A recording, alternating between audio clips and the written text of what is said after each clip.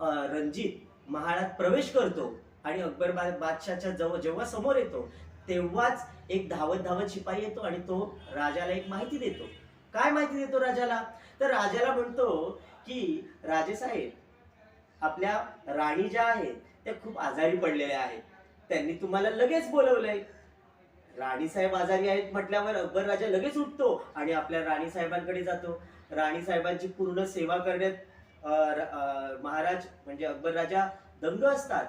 अर्धा दिवस जवळजवळ तिथपर्यंत पोहोचतो आणि त्यांची जी दुपारची जेवणाची वेळ असते ती चुकते. बरोबर.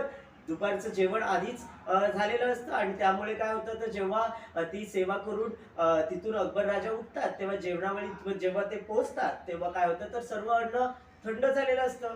तेव्हा राजा जो आहे अकबर राजा, तो काय करतो, तर तिकडच्या जेवण बनवणाऱ्या व्यक्तींना सांगतो की मला